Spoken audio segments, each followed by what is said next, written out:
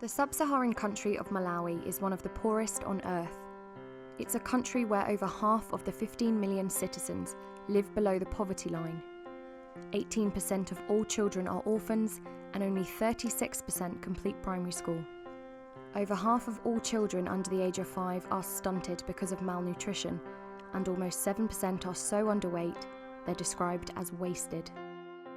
Whilst the country is making efforts to overcome decades of underdevelopment and the more recent impact of growing HIV/AIDS problems, it still remains a nation of extreme poverty. In October of 2014, Celtic FC Foundation took 18 volunteers to South Central Africa, to Malawi, where they embarked on a life-changing mission to help those in need. Celtic Football Club was formed to significantly change the lives and well-being of local people in Glasgow's East End, who lived in severe poverty and lacked opportunity and education. So when volunteers raised an astonishing £66,000, they headed to Malawi to work in centres supported by Mary's Meals, a charity born here in Scotland that now feeds over 890,000 children every day. Mary's Meals works with a simple idea. By providing one good meal in a place of learning, children are drawn into the classroom, where they can receive an education that could one day free them from poverty. Mary's Meals provides food for 45 centres in Malawi and have built shelters at 22 of those.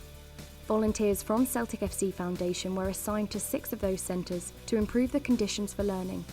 They painted what were on arrival dark, dusty rooms and created colourful, bright educational murals, teaching children the alphabet, numbers, sums, animals and more. What you're actually going to be making a difference to these people's lives. If you walk in, it's so dull and kind of dark, and hopefully with the kind of painting and that, it will get a bit brighter and look a lot happier. It gives them obviously a better place to learn, and the classrooms are a lot brighter, so hopefully if there was any children that were thinking about not going back to school, it will help them stay in and get an education, which is incredibly important.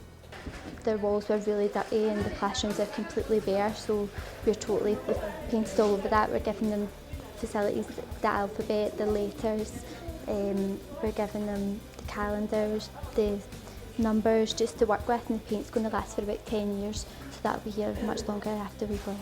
A different challenge faced 3 of the volunteers, who were to build a double pit latrine at a centre that prior to our arrival had no access to any sanitation facilities at all. They worked under the hot African sun from 8 a.m. until sunset, and on leaving the school, the latrine had almost been successfully built, much to the delight of the children and staff at the St Mary's Under 6 Centre in Chimisa. It was also thanks to some of the locals who turned up every day to help. Despite not speaking any Chichewa, and the locals not speaking any English, the team got to work and had an amazing time together, forging a special bond that none of the men will forget. After leaving Malawi, the volunteers were sent pictures of the completed latrine, following the incredible work that their friends had done to finish the building. It was a very humbling experience for all involved.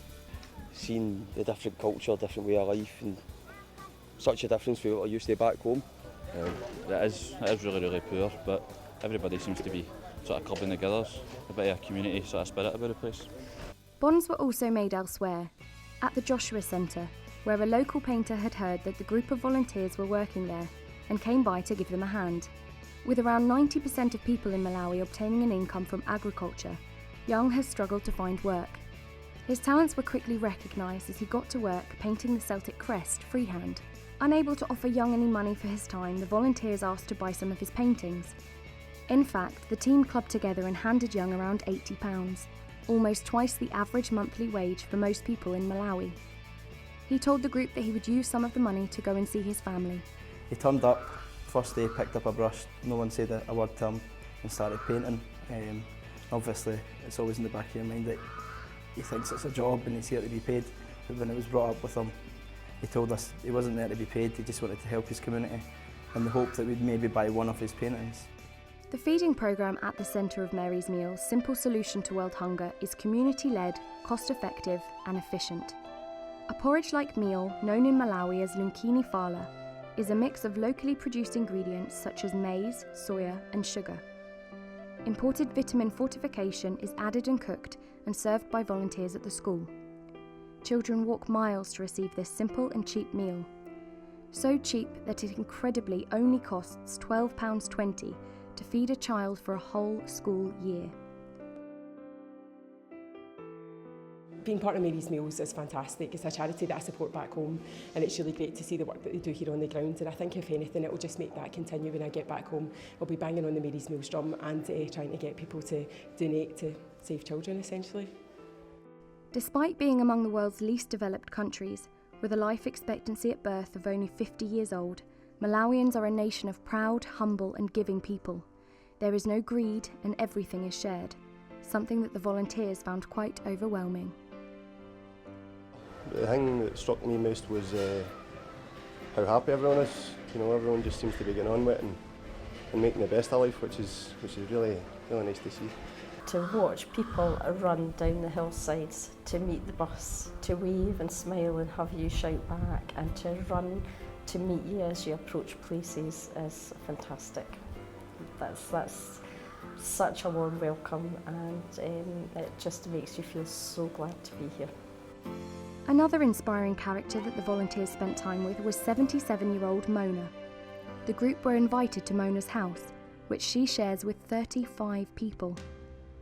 She told volunteers that she sleeps on the floor, in the very spot where her mother passed away. Mona feeds local children that have been orphaned and cares for them here. She encourages them to attend her school, and although primary education is not compulsory in Malawi, Mona and the volunteers are pleased with the attendance. It was obvious that Mona is a big part of her community, and the volunteers were inspired by her optimistic spirit. Tragically, Malawi has high infant mortality due to the extreme risk of major infectious diseases, including hepatitis A, typhoid fever, malaria, plague, rabies, and of course, HIV/AIDS. Very few children attend school, and hunger is a serious problem. Mary's Meals is working to change this, and the help of Celtic FC Foundation has drastically improved 6 centres in Malawi, changing the lives and future of hundreds of children. Sanitation facilities at the school in Chamisa will hopefully mean that more children attend, and the educational murals are put to good use. The experience will be for many difficult to forget, with the warm heart of Africa sure to stay in the hearts of all of the volunteers long after returning to Glasgow. Seeing these kids and the surroundings where they live, what they have and what they've not got, you know, it's really basic stuff. But it's difficult for us, but to them it's just a way of life. I'd stay out here for the rest of the year if given the chance. As we expected, there's a lot of poverty, so it just makes us realise why we're here and that we've done the right thing to come here and help. You end up really tired just waving to people, and it's surprising how well appreciated something as simple as a wave to a crowd of kids are. You've seen kids running probably best part of quarter of a mile away in the distance just because they heard our bus rumbling across the hills, for nothing more than to a wave and a smile. It's a life-changing experience, and it puts things into perspective, like what we've got back home and what they don't have here. Like, despite the poverty all around you, despite the harsh reality of the people living here, there's not been anybody that's not been willing to smile, wave. There's not been anybody that felt threatened by. It's a very comfortable place despite all the challenges that the people face.